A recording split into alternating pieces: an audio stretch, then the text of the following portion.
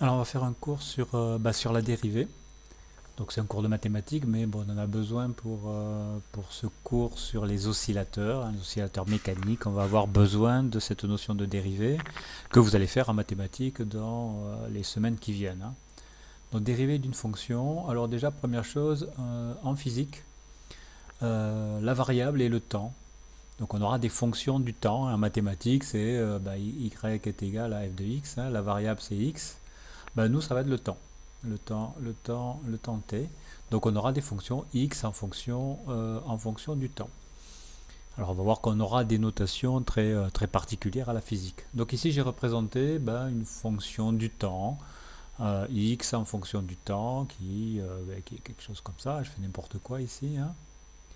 Et donc je vais essayer d'expliquer ce qu'est la dérivée. En fait, si je prends ma fonction, si je prends un point de cette fonction, si je trace la tangente à ce point, ici, alors je cherche l'outil dont j'ai besoin, ici la règle. Donc ici je trace la tangente en ce point ici, la dérivée ça va être la pente de cette tangente en ce point. Donc ici j'ai par exemple notre point ici, si je trace la tangente à ce point ici, j'aurai une dérivée qui sera plus grande, là, la pente est plus grande ici. Si j'ai par exemple ce point là, j'ai ma tangente qui est horizontale, ici la dérivée est nulle. Parce que la tangente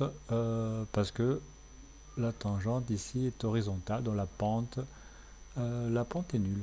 Donc, je vais la mettre un petit peu, si j'y arrive, je ne vais pas y arriver. Voilà, je la mets un peu plus haut. Donc ici, la dérivée en un point, c'est la pente de la tangente en ce point. Donc ici, j'ai par exemple la pente, hein, ça va être ici, ça va être, donc je vais sortir mon outil de ma règle ici. Donc je l'ai sorti. Donc ici, la pente c'est nul, ici la pente c'est la tangente, hein, de l'angle ici, hein. Ici, c'est la tangente de cet angle qui est plus grande. Et par exemple, si je prends ce point-là, j'aurai une pente qui sera négative. Donc j'aurai une dérivée qui sera négative, hein. Donc je prends la tangente au point, je trace cette tangente et je mesure sa pente et j'ai en fait la dérivée en ce point de ma fonction. Alors la pente c'est quoi? Ici c'est delta x sur delta t, hein, puisque j'ai ici ma fonction t en abscisse et ma fonction x en ordonnée, dont la pente c'est le delta x sur le delta t qui est la tangente de l'angle ici. Donc delta x sur delta t. Alors ça c'est important parce qu'on va voir que nos notations vont tenir compte de ça, hein.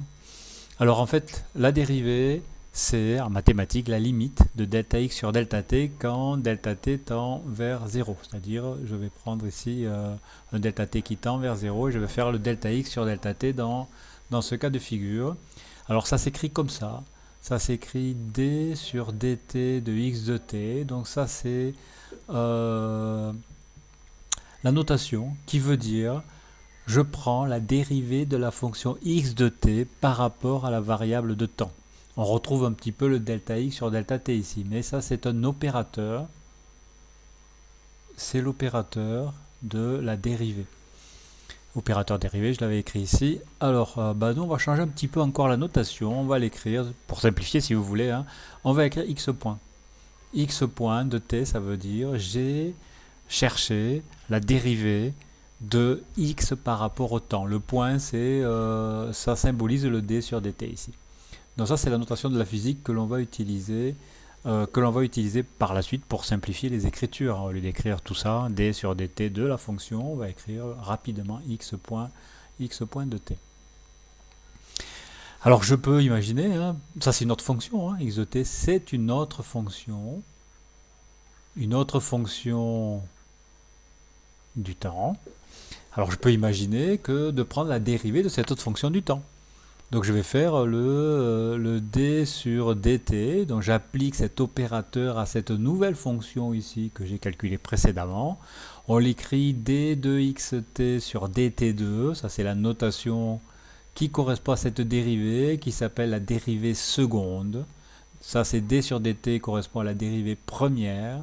d2 sur dt2 c'est la dérivée seconde, on pourrait imaginer d3 sur dt3 dérivée tierce, etc. hein, ça pourrait continuer indéfiniment. Mais nous en physique on va le symboliser comme ça avec 2 points.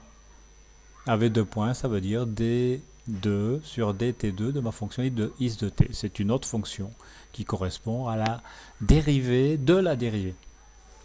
Alors on va essayer de voir ça sur un exemple. Hein. Et on va utiliser le logiciel Regressi parce qu'il est capable de chercher les dérivées.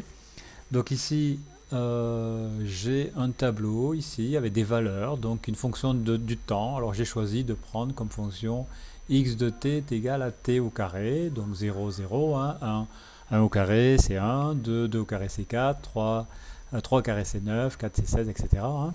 Donc voilà ma fonction x de t. Alors je vais ici vous montrer ce que je suis en train de faire ici. Alors peut-être je vais raccourcir ici comme ça. Donc ici voilà ma fonction, donc le t ici, le t au carré, et vous avez ici sur ce schéma là la fonction qui a été tracée, hein, la fonction t au carré qui est là. Donc ici 1, 4, etc. Elle est tracée ici. Et j'ai fait calculer par régressi la dérivée que j'appelais dx. Hein, c'est dx sur dt, mais comme je ne peux pas mettre dx sur dt, j'ai calculé cette dérivée ici. Et alors ici, si j'ai t en seconde, x en mètres, automatiquement il m'a mis dx sur dt, c'est des mètres par seconde. Ben, c'est normal, hein, dx c'est des mètres, dt c'est des secondes, ça fait des mètres par seconde, ça correspond à une vitesse. Hein. Et dans cette courbe-là de la dérivée, ici, donc on a calculé la pente en chaque point, mais ça m'a donné cette courbe-là. Alors je peux ici avoir, ici je peux avoir la tangente, hein, la tangente en des points, donc je vais faire tangente simple, ok, je peux avoir la tangente ici.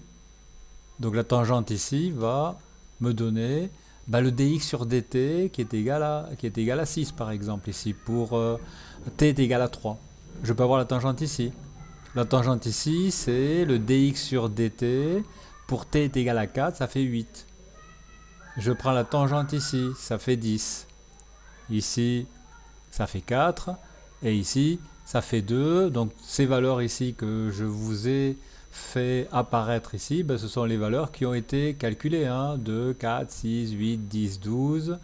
Donc ici j'ai toutes les valeurs, il manque le 12 ici, ici, voilà, j'ai tracé les tangentes, ou Regressi a tracé les tangentes, et il a calculé la pente, delta x sur delta t, hein, qu'il a appelé dx sur dt ici, et donc ça fait, ici c'est 0, 0, 2, 4, 8, 10 et 12, et j'ai fait tracer ce graphe-là, ici, dx sur dt en fonction du temps, et j'obtiens ici une droite.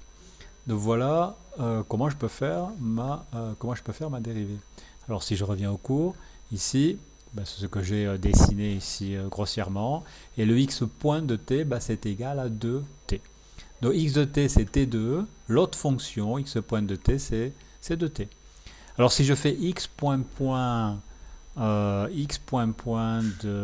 t, donc ça veut dire la dérivée de la dérivée. Alors ici la pente elle est constante, hein. En tous les points j'ai la même pente, et cette pente là ça va être 2 ici. Donc x point de t, ça va être 2. Donc ici j'ai tracé avec Regressi, j'ai tracé une fonction x de t qui est là, j'ai trouvé sa dérivée qui est une droite ici, en calculant en chaque point ici la pente de chaque point. Donc j'ai notre fonction ici, et si je trace ici de nouveau la dérivée de la dérivée, donc le x point, comme ici la pente est constante, je vais avoir une constante, et cette constante c'est 2, c'est la pente, c'est de droite en fait. Hein. C'est ce 2 ici, la pente de la droite. Alors on va faire un lien avec la physique. Hein.